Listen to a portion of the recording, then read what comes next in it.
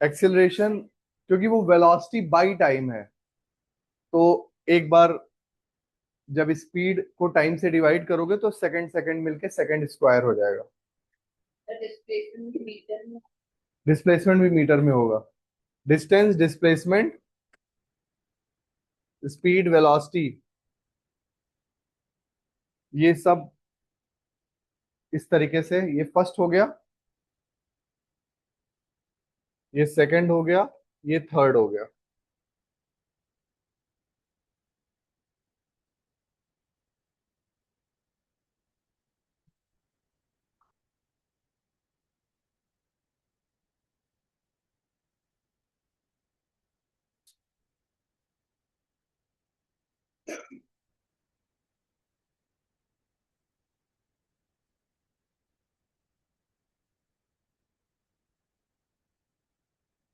ठीक है।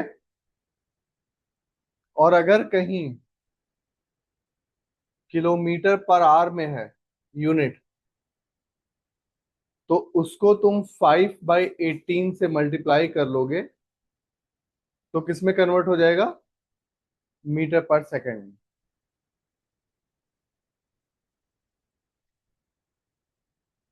क्योंकि अगर मान लो किलोमीटर पर आवर है, मान लो 1 किलोमीटर पर आवर, इसको मैं क्या लिख सकता हूँ? 1000 metre by 3600 second.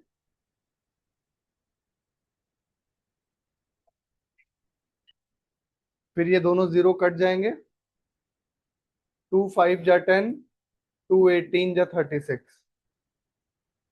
So 1 kilometre per hour is equal to 5/18 metre per second.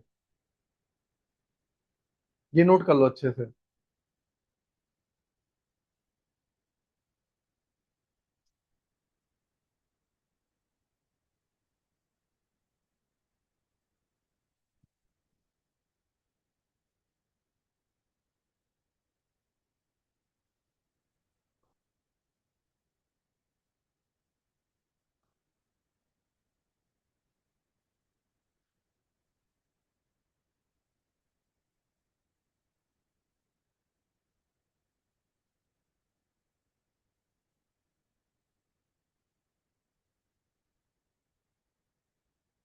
तो डिस्टेंस, डिस्प्लेसमेंट क्लियर है ना? स्पीड, वेलोसिटी भी क्लियर है। एवरेज स्पीड, एवरेज वेलोसिटी भी क्लियर है। एवरेज स्पीड क्या था? Total distance upon total time. और एवरेज वेलोसिटी क्या था? Total displacement upon total time. अब बात आ जाती है एक्सिलरेशन की। और एक्सिलरेशन है how your velocity is changing with respect to time, that is acceleration. तो जैसे तुम्हारे गाड़ी में होता है ना एक्सिलरेटर, उसका नाम एक्सिलरेटर क्यों है? क्योंकि जब तुम उस पर पैर रखते हो तो तुम अपना स्पीडोमीटर देखो, वो लगातार बढ़ने लगता है। यानी तुम्हारी गाड़ी पहले जिस स्पीड से चल रही थी, मान लो पहले 20 किलोमीटर पर आवर थी, अब 40 किलोमीटर पर आवर हो गई, तो स्पीड टाइम के साथ बढ़ गया। इस चीज को अकाउंट करने के लिए एक्सेलरेशन का कॉन्सेप्ट है। तो let us see what is acceleration.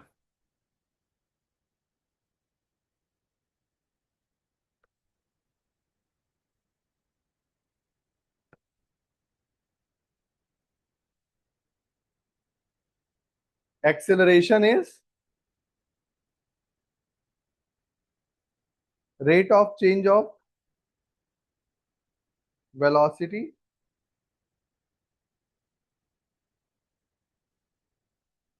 With respect to time.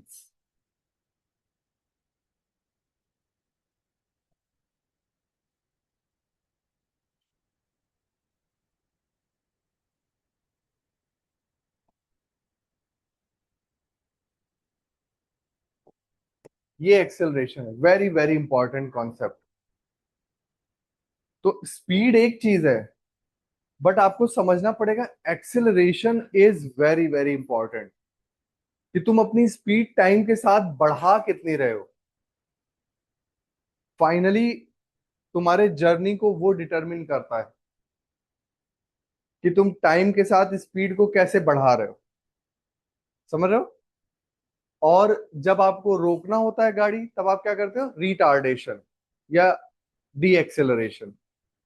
तो जब जैसे ही आपने ब्रेक पे पैर रखा, गाड़ी डी एक्सेलरेट करने लगती है, क्योंकि तब तुम देखो टाइम के साथ तुम्हारा स्पीडोमीटर क्या होने लगता है, कम होना शुरू हो जाता है। समझ रहे हो। तो हर सेकंड तुम्हारी स्पीड कैसे बढ़ रही है, ये एक्सेलरेशन बताता है। हर सेकंड तुम्हारी पोजीशन कैसे बदल रही है, ये स्पीड बताती है। हर सेकंड तुम्हारा एक्सेलरेशन, तुम्हारा वेलोसिटी कैसे बदल रहा है, ये कौन बताता है, एक्सेलरेशन बताता है। समझ रहे हो। तो जो एक्सेलरेशन होगा वो हो जाएगा, मान लो स्पीड चेंज हो गई v1 से v2 में, और टाइम था t1 से t2। जब घड़ी तुम्हारी t1 से t2 गई, तो तुम्हारे जो वेलोसिटी है वो कैसे चेंज हो गया, v1 से v2। तो एक्सेलरेशन क्या होता है, final velocity upon initial velocity upon t2 minus t1। मान लो यहाँ 10 बज रहे थे, यहाँ पे अब 10:15 हो रहे हैं, तो 10:15 माइनस 10 करोगे तो 15 मिनट आ जाएगा। इसी बात को लिखने के लिए हम ऐसे भी लिख सकते हैं, change in velocity upon change in time. ये डेल्टा चेंज को रिप्रेजेंट करता है।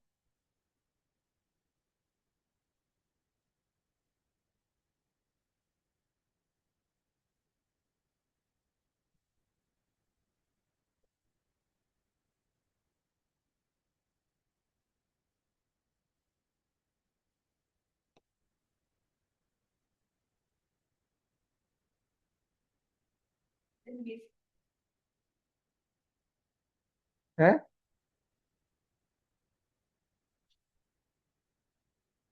चेंज को लिखने के लिए इस ट्रायंगल का यूज कर लेते हैं, इसको डेल्टा बोलते हैं। एक्चुअली तुम लोग थोड़ा सा ग्रीक अल्फाबेट जानते हो। हाँ, तो उसी ग्रीक अल्फाबेट में एक अल्फाबेट है डेल्टा। डेल्टा ये, हाँ वही ट्रायंगल जैसा। तुम लोग को एक बार दिखा देता हूँ। अब बहुत सारे ग्रीक अल्फाबेट यूज होने शुरू हो जाएंगे, ओके। अरे अपने आप याद हो जाते हैं, जब एबीसीडी तुम्हें याद करना पड़ा था।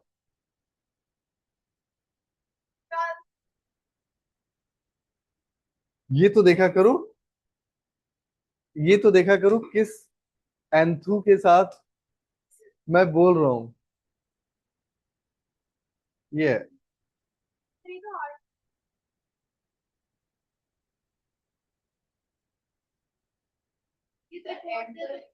त्रिकोण बना हुआ है वहाँ पे, त्रिशूल।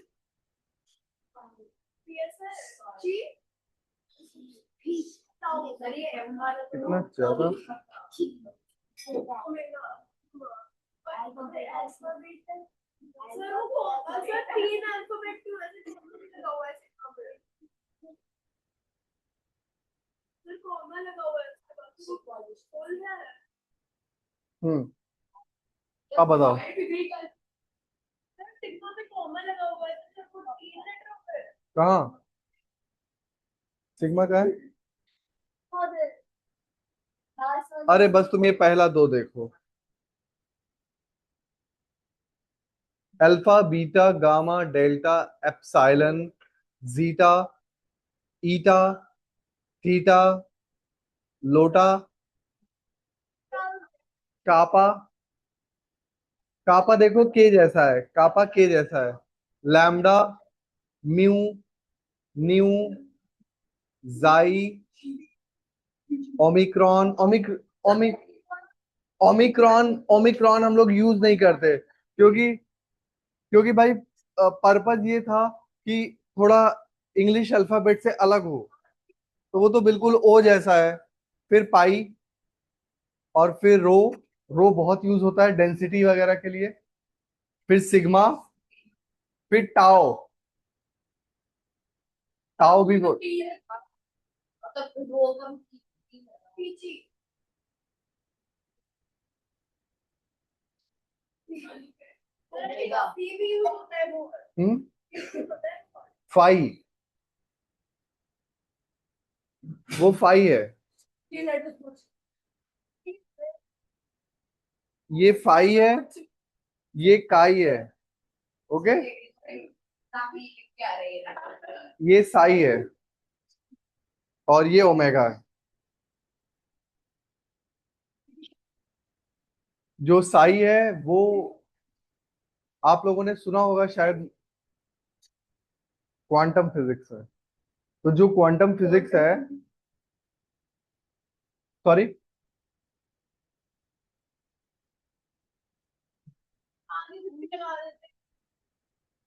तो एक्चुअली क्या है कि जो शुरुआत हुई उसमें हम लोग जो मोशन ऑफ द पार्टिकल को समझना चाहते थे, या फिर मोशन ऑफ इलेक्ट्रॉन्स को समझना चाहते थे, तो उस सब के लिए जो हमने शुरू में न्यूटोनियन मैकेनिक्स अप्लाई किया, न्यूटन की इक्वेशंस अप्लाई किया, और वो क्लासिकल कहलाती है, काइंड ऑफ ओल्ड स्कूल। लेकिन फिर देखा गया कि जो बहुत ही छोटे पार्टिकल्स हैं, जैसे कि इलेक्ट्रॉन, वो उन इक्वेशंस को फॉलो नहीं करते। तो उसके लिए 1900 के बाद एक नई फिजिक्स का बर्थ हुआ, उसको एक्सप्लेन करने के लिए, उनकी प्रॉपर्टीज को एक्सप्लेन करने के लिए, स्पेशली जैसे कि बहुत ही छोटे particles like electrons, protons, neutrons, they don't follow Newtonian physics, classical physics. So उनको एक्सप्लेन करने के लिए एक नई काइंड ऑफ फिजिक्स आई, which is called quantum physics. और क्वांटम फिजिक्स में और क्लासिकल फिजिक्स में ये डिफरेंस है कि क्लासिकल फिजिक्स में अगर सपोज कोई पार्टिकल है, उसका बिहेवियर पार्टिकल जैसा है, क्वांटम फिजिक्स में उसका बिहेवियर पार्टिकल का भी होगा, वेव का भी होगा। क्ला मैंने बताया था आपको ना, डी ब्रॉगली ने बताया था कि हर चीज पार्टिकल भी है और वेव भी है।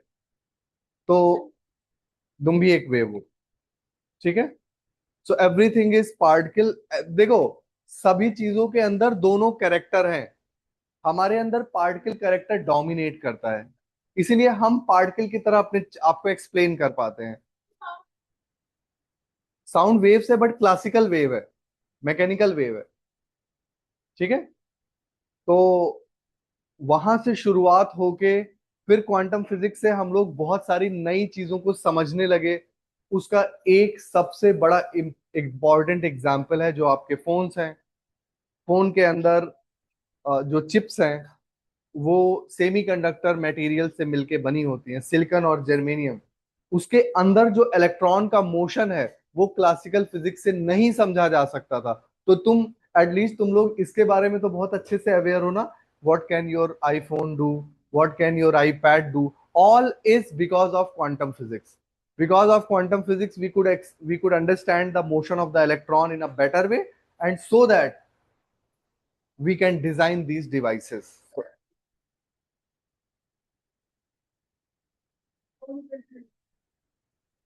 ऐसे कैसे सॉरी, ऐसे मतलब मतलब क्या कह रहा हूं? भाई वही ऐसे देख के उसके दिमाग में कैसे आया वो कि इस समय फोन बनाऊंगा ये तो उन लोगों को भी नहीं पता था जिन्होंने जिन्होंने क्वांटम फिजिक्स बनाया। अगर तुम उनसे कहो आज की तारीख में वो जिंदा हो जाएं, और तुम उनसे कहो कि ये देखो हमने कंप्यूटर बना दिया है क्वांटम फिजिक्स से, तो even they will not believe how that happened. It is a slow and gradual process. जैसे पहले हम सिलिकॉन के अंदर इलेक्ट्रॉन, सिलिकॉन की प्रॉपर्टीज को समझने की कोशिश कर रहे थे कि अगर मैं सिलिकॉन के अक्रॉस एक वोल्टेज लगाता हूं तो क्या होता है, समझ नहीं आ रहा था। फिर धीरे धीरे करके उसके अंदर मोशन ऑफ इलेक्ट्रॉन को हमने समझना शुरू किया। फिर धीरे धीरे करके और कंट्रोल आना शुरू हुआ।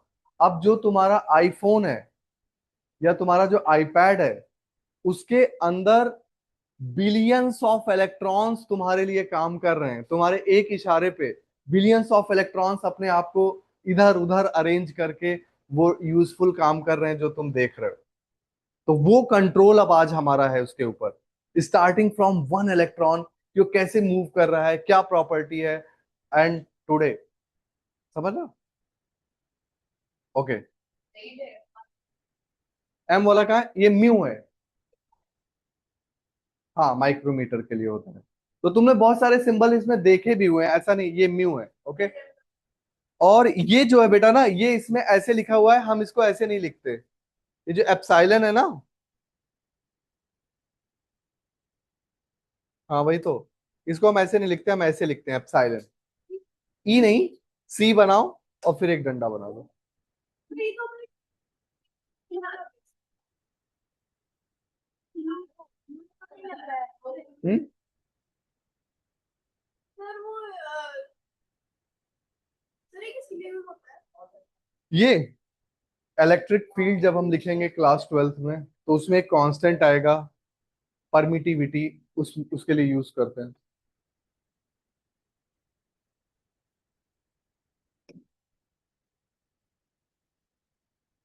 ओके, ये एक्सेलरेशन समझ आया?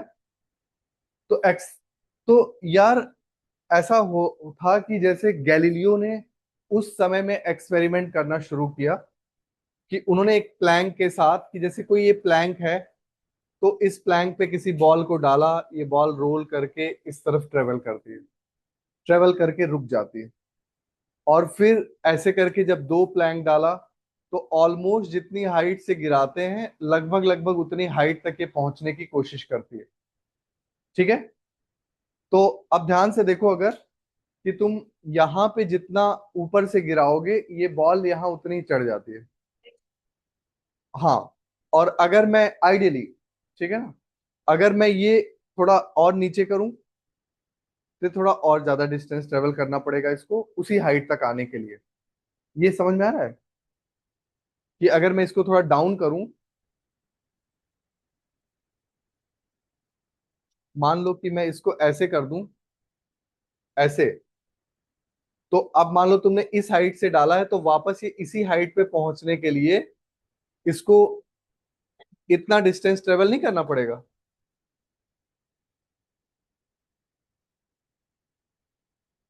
जमीन से हाइट तो सेम है, this height is H, this height is also H. तो अगर तुमने उसको एच हाइट से डाला और इस वाले प्लैंक को थोड़ा कम एंगल पे कर दिया, तो इस बॉल को ज्यादा डिस्टेंस ट्रेवल करना पड़ेगा वहीं तक पहुंचने के लिए, उसी हाइट तक पहुंचने के लिए। ये बात समझ में आ रही है? क्यों?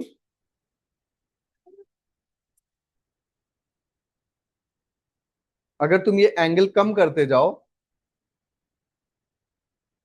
तो सेम हाइट तक पहुंचने के लिए इसको ज्यादा डिस्टेंस नहीं ट्रेवल करना पड़ेगा।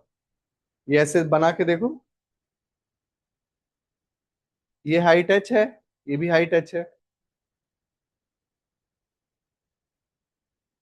ओके, तो अगर मैं ये एंगल जीरो कर दूं, तो गैलीलियो का कहना था कि अगर कोई फ्रिक्शन ना हो, तो वो बॉल एक बार नीचे आएगी तो इनफाइनाइट डिस्टेंस तक ट्रेवल करेगी। ठीक है, तो यहां से लॉ ऑफ इनर्शिया का आइडिया आया न्यूटन को। लॉ ऑफ इनर्शिया क्या है? कि अगर कोई बॉडी रेस्ट पे है तो वो रेस्ट में ही रहना चाहती है, और अगर कोई बॉडी मोशन में है तो वो मोशन में ही रहना चाहती है, तब तक जब तक उसके ऊपर कोई एक्सटर्नल फोर्स ना लगे। हम्म। हाँ, कोई काउंटर फोर्स लगे, जैसे कि इस केस में फ्रिक्शन होता है जो उसको रोक लेता है। ठीक है, तो every body in a state of rest continues to be in a state of rest, or everybody in a state of motion continues to be in a state of motion until and unless an external force is applied on it। अगर हिलाओगे तो, अगर नहीं हिलाओगे तो नहीं हिलेगा, यानी कि अपने आप नहीं हिलेगा। ठीक है, सो दैट, ये कॉमन सेंस नहीं बेटा, ये यही कॉमन सेंस है, कि suppose there is a pen, and if you don't disturb that pen, that will not move.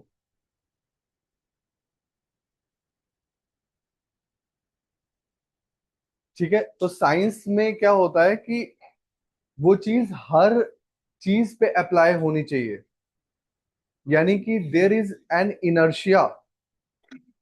Inertia है का मतलब है कि ये एक प्रॉपर्टी है कि बॉडी जिस स्टेट में रहती है उसी में कंटिन्यू करना चाहती है, सेम स्टेट। अगर तुम्हें उस स्टेट से उसको चेंज करना है तो तुम्हें फोर्स लगाना पड़ेगा। ओके। और ज्यादा भी वो और ग्रेविटी कैसे नहीं है?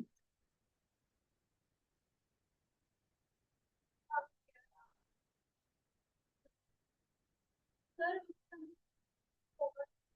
जैसे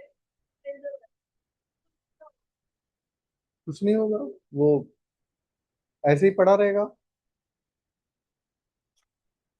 वेन देर, ये सब मत करो बेटा, ये तो वही धक्का मैं दूंगा तो तुम उड़ जाओगे। हम्म। ग्रेविटी नहीं तो कुछ नहीं, फिर कोई फोर्स नहीं है ना। If there is no force, उसकी फीलिंग हम लोग को नहीं है, क्योंकि हम हमेशा देखते हैं कोई ना कोई फोर्स लग रहा होता है, तो हमारा एक्सपीरियंस उस तरीके का है। जैसे कि ग्रेविटेशनल फोर्स, ग्रेविटेशनल फोर्स तो हर जगह प्रेजेंट है। तो कोई भी चीज रखी हुई है या कोई भी चीज गिर रही है तो उसमें ग्रेविटी हमेशा इन्वॉल्व है। हमारा एक्सपीरियंस उस टाइप का नहीं है जिसमें कि हम ये देखें कि उसके ऊपर कोई भी फोर्स नहीं लग रहा। तो तुमने कभी देखा होगा कि जैसे कोई एस्ट्रोनॉट है, अर्थ के ग्रेविटी से बहुत दूर है, और बाकी कोई और भी ग्रेविटी वहां पे उतनी डोमिनेट नहीं कर रही, तो जैसे ग्रेविटी वीक हो गई, अब सन तो बहुत दूर है और सन का फोर्स अर्थ पे लग रहा है क्योंकि दोनों का मास ठीक ठाक है। तो जो दोनों के बीच में जो फोर्स है ना, वो दोनों के मास पे डिपेंडेंट है, mass of earth and mass of sun. अब अगर कोई एस्ट्रोनॉट है, उसका मास तो बहुत ही कम है, तो इसलिए उसके ऊपर उतना फोर्स नहीं लगता, तो फ्लोट करता हुआ सा दिखाई देता है। बहरहाल, जो सबसे पहले हमें सीखना है वो तीन इक्वेशन सीखनी है, ध्यान से सुनो सब लोग। तो लिखो न्यूटन्स इक्वेशंस।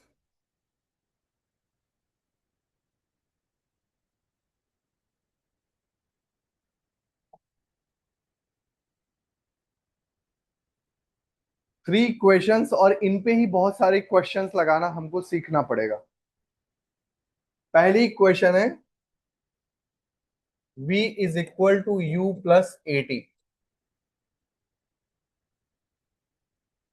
सभी को और सेकंड है v square is equal to u square plus two a S.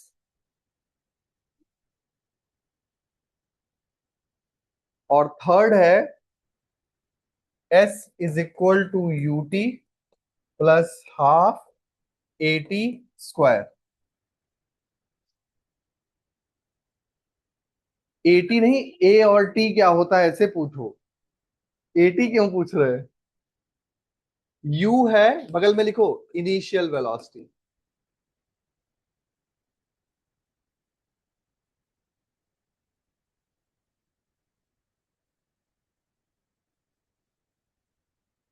We है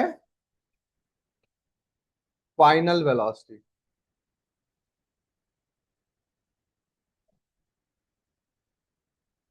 ए है एक्सिलरेशन। एस है डिस्प्लेसमेंट।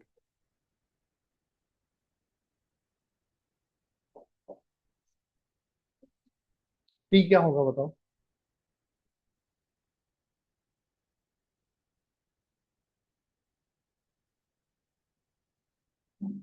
इन तीन इक्वेशंस को अच्छे से आपको समझ लेना है।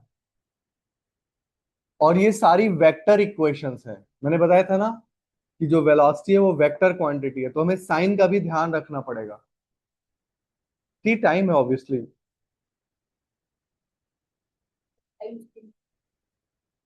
टाइम स्केलर है।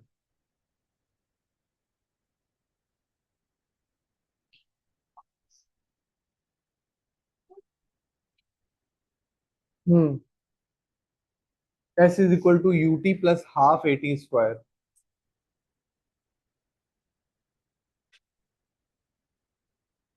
ठीक है।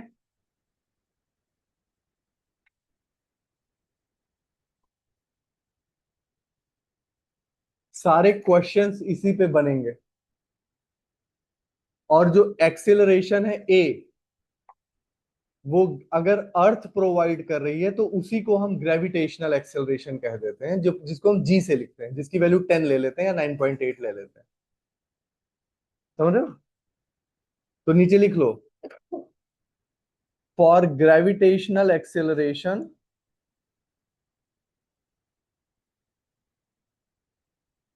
For gravitational acceleration A is equal to जी।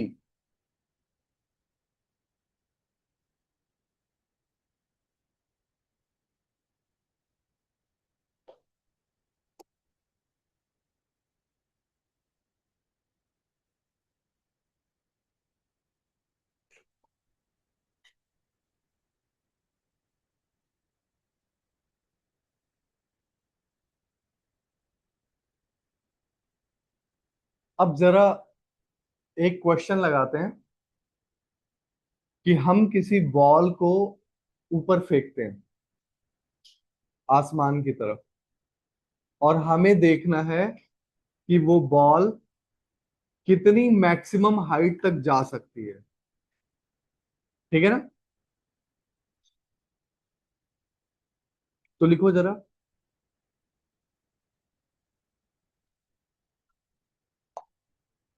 ये बड़ा अच्छा क्वेश्चन है। कैसे पता चलेगा कौन सी इक्वेशन यूज करनी है?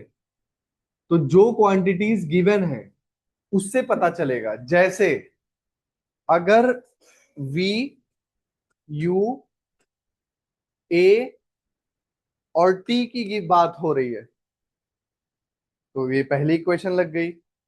अगर v, u, a और s की बात हो गई, t नहीं गिवन है, तो दूसरी इक्वेशन हो गई। और अगर s, u, t और a की बात हो गई, तो समझ में आया बात? तो लिखो, an object is throne upward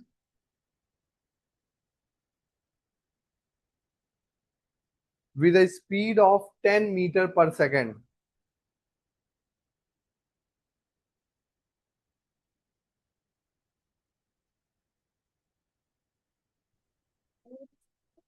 10 meter per second.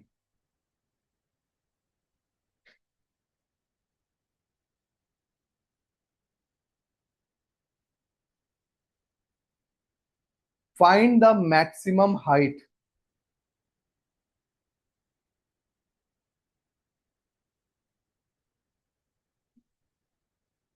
obtained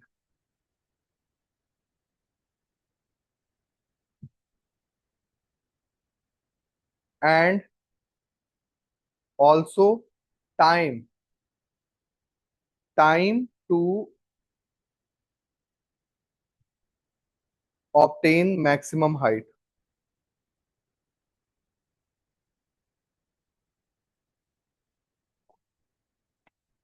तो किसी ऑब्जेक्ट को फेंका गया कितनी स्पीड से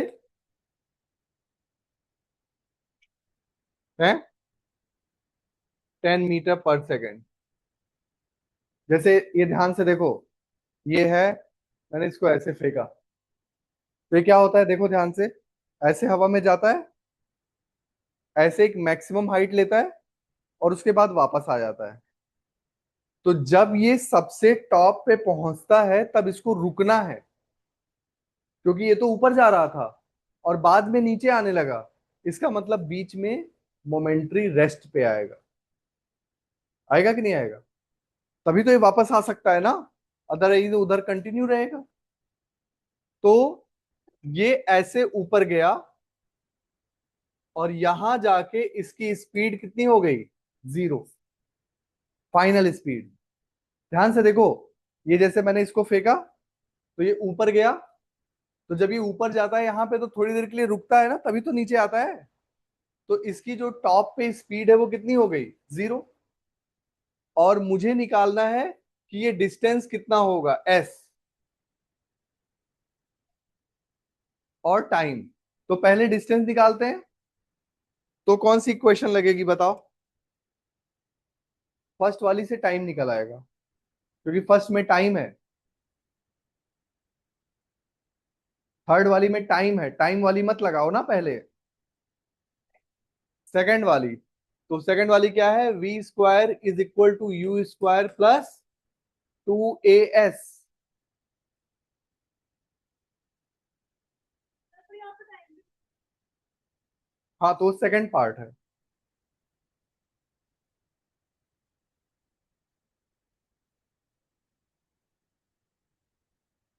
तो फाइनल स्पीड, ये मैं ए पार्ट कर रहा हूं। फाइनल स्पीड है 0,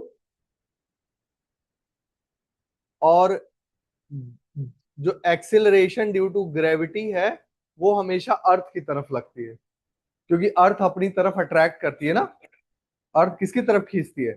अपनी तरफ।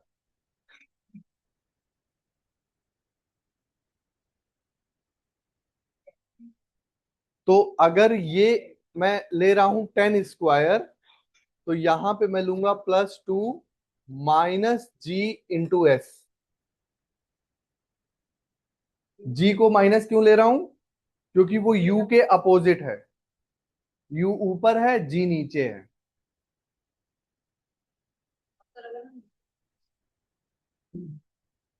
तो ये कितना हो जाएगा? 100 इज इक्वल टू 2 × 10 × s। तो s इज इक्वल टू आ गया 5 मीटर।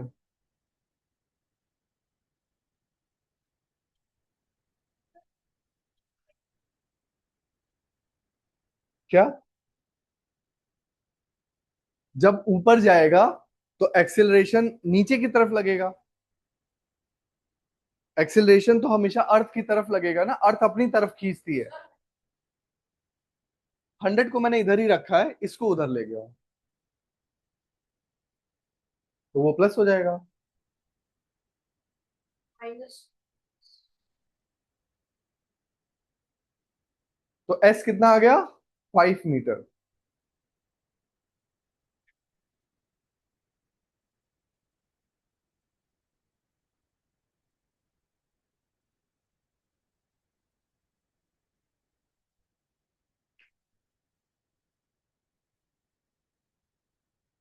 और अगर टाइम निकालना है तो मैं इक्वेशन फर्स्ट ले लूंगा, v is equal to u plus 80। Final speed 0, initial speed 10, यहाँ पे -10t। तो t is equal to 1 second.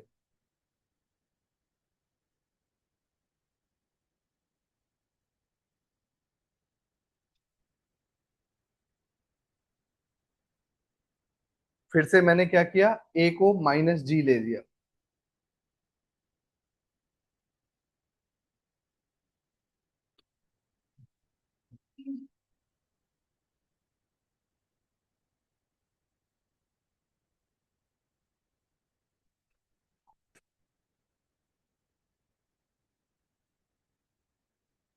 अब ठीक है।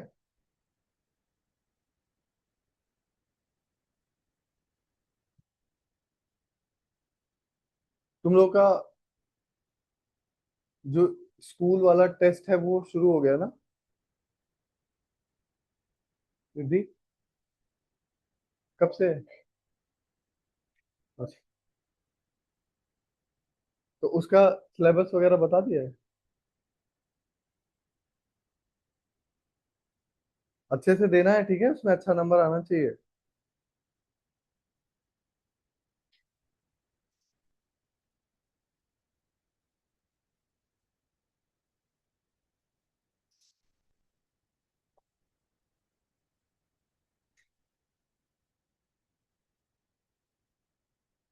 तो 1 सेकंड में ऊपर पहुंच के रुक जाएगा, और लौटने में कितना टाइम लगता है? 1 second. Time of ascent is equal to क्या होता है? Time of descent. अगर कोई चीज 1 सेकंड में ऊपर जाती है तो 1 सेकंड में ही वापस आती है। ये लिख लो, time of ascent. A part में कैसे आ रहा है वो देखो ना, मैंने किया हुआ है। कौन सा मैथ्स लगा रही हो? लाओ दिखाओ।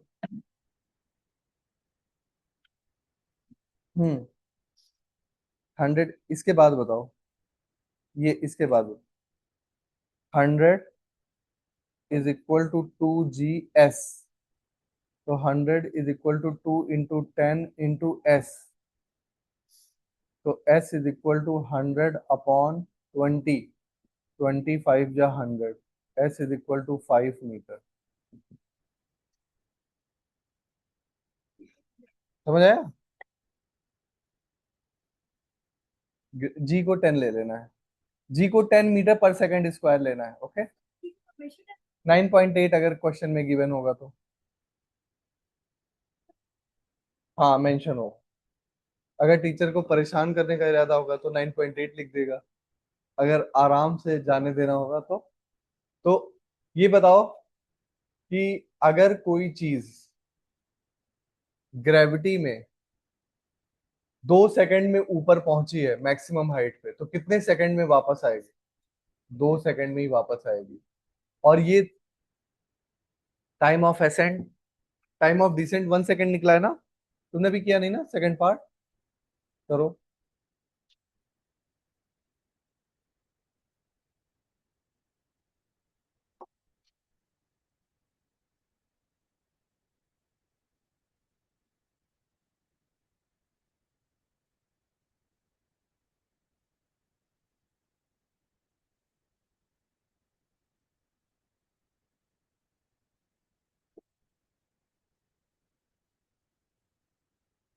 और सोचो कि जब ऊपर जा रहा है तो उसके पास इनिशियल स्पीड है। इनिशियल स्पीड है तो ग्रेविटी अगेंस्ट है। और जब ऊपर पहुंच गया तो उसकी इनिशियल स्पीड 0 हो जाएगी। तब ग्रेविटी साथ है। तो दोनों का इफेक्ट ऐसा होता है कि टाइम सेम रह जाता है। नीचे आते समय प्लस, ऊपर जाते समय माइनस। समझ गए? तो अगर कुछ एक्सटर्नल फोर्स नहीं लग रहा तो time of ascent is equal to time of decent.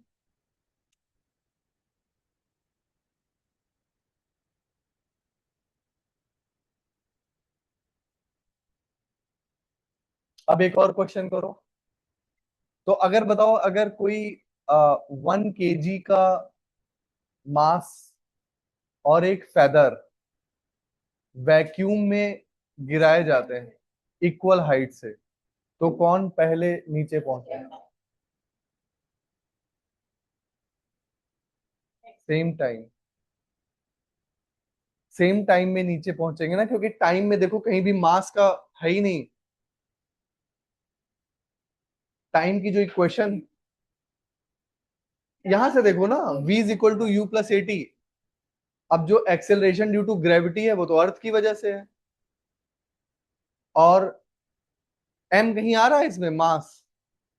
तो मास नहीं है तो चाहे वो फेदर इसलिए स्लो आता हुआ दिखाई देता है क्योंकि एयर रेजिस्टेंस है। एयर रेजिस्टेंस की वजह से वो क्या हो जाता है? स्लो हो जाता है।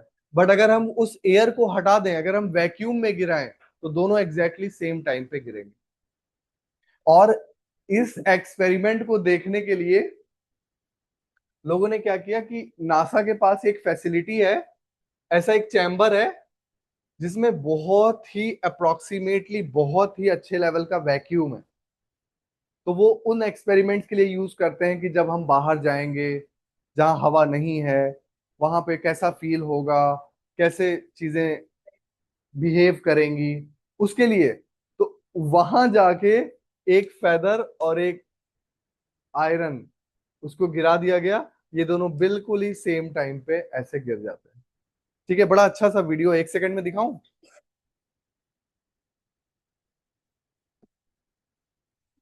हम्म। हम्म। प्लान करते हैं कभी। फेदर एंड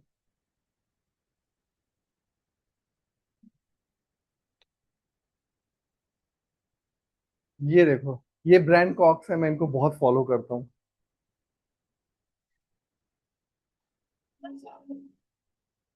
नहीं, इनका अपना चैनल है। This is NASA's Space Travel Facility in Cleveland, Ohio, and it is the world's biggest vacuum chamber. It's used to test ये वो space वैक्यूम चैम्बर है। conditions out of space. फिर से सुनना, और क्या, सुनो ना ध्यान से। रुक जाओ। तुम लोग को अंग्रेजी नहीं आती, इतना पैसा खर्चा कर रहे हैं तुम्हारे parents.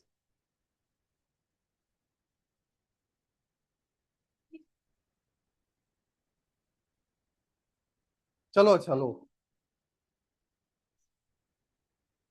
This is NASA's Space Power Facility in Cleveland, Ohio, and it is the world's biggest vacuum chamber.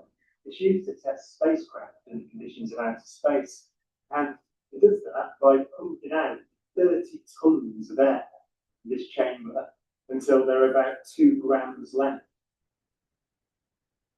And it's got an eccentric construction with the farthest history. It was built in the 1960s as a nuclear test facility to test nuclear propulsion systems. And that meant that they built it out of aluminium to make the radiation easier to deal with. Aluminium is not the best thing, the strongest material to build a vacuum chamber out of. So they built out a concrete skin, which is part radiation shielding and part an external pressure vessel, so that this thing can take the force present on the outside when it's pumped out to the conditions of outer space.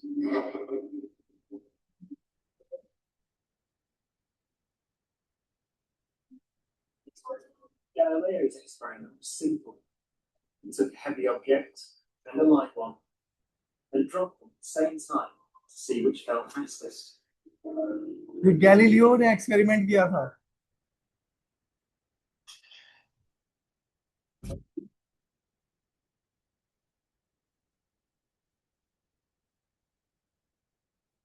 Now, in this case, feathers fell to the ground at a slower rate than the bowling ball because of air resistance.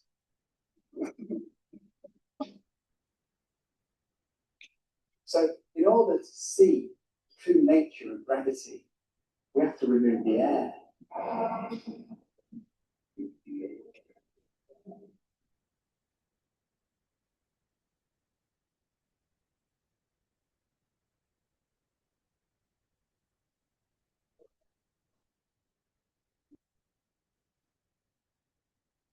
अब उसमें से पूरी हवा देखो। Chamber. You drop Skeletor in the last 30 minutes, but once it's complete, there's a near perfect vacuum inside. 60-volt fan was dead. Station 1, go for drop. ECD 30-1, pressures at 140 psi. Yeah, go for drop. 10, 9, 8, 7, 6, 5, 4. Number 1, 2, 1, release. अब देखो, नहीं ये slow camera है।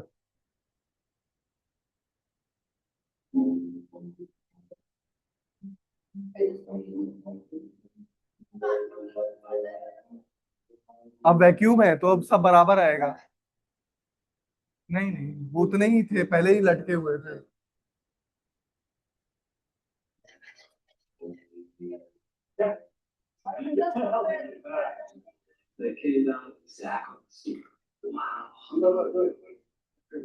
देखो वैसे ही छूटा था, वो थोड़ा नीचे ही थे।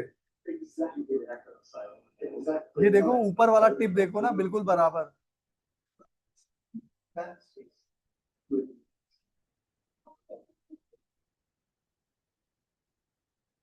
Isaac Newton was saying that the ball and the feather fall because there's a force pulling them down, gravity. But Einstein imagined the scene very differently. The happiest thought of his life was this: the reason the bowling ball and feather fall together is because they're not falling. They're standing still. There is no force acting on them at all. The reason that if you couldn't see the background, there'd be no way of knowing the ball and the feathers were being accelerated towards the earth. So he concluded they weren't.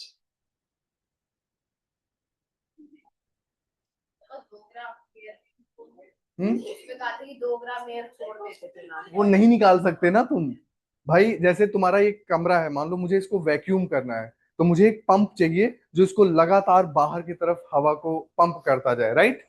तो क्या होगा कि शुरू में तुम बड़े आसानी से पंप करते जाओगे, और फिर जैसे जैसे जैसे जैसे करके हवा कम होती जाएगी, अब जो है पंपिंग आउटसाइड और मुश्किल और मुश्किल और मुश्किल होती जाएगी। तो लास्ट में जो उतने बड़े कमरे में 2 ग्राम एयर बच गई, इतने बड़े कमरे में सिर्फ 2 ग्राम एयर, उसको हम पंप ही नहीं कर सकते। यानी कि फिर हमें अपनी ताकत और बढ़ानी होगी। अब मान लो तुमने 1 बिलियन का इंस्ट्रूमेंट बनाया है, तो अब 2 बिलियन का बनाओ, या वो 2 ग्राम का 1 ग्राम और बाहर कर पाओ। तो हम 100% परफेक्ट वैक्यूम नहीं बना सकते। हमारे वैक्यूम का मतलब होगा कि 2 टन एयर है, तो उसमें से सारी एयर निकाल दी हमने, 1 ग्राम बच गई, 2 ग्राम बच गई, दैट इज थोड़ा सा रहेगा ऑब्वियसली। नंबर्स है ना भाई, लाइफ में, रियल लाइफ में क्या, इट्स अबाउट नंबर्स। तो वो नंबर जीरो नहीं हो जाएगा, it will be 0.0000 something like that. Okay, चलो, थैंक यू।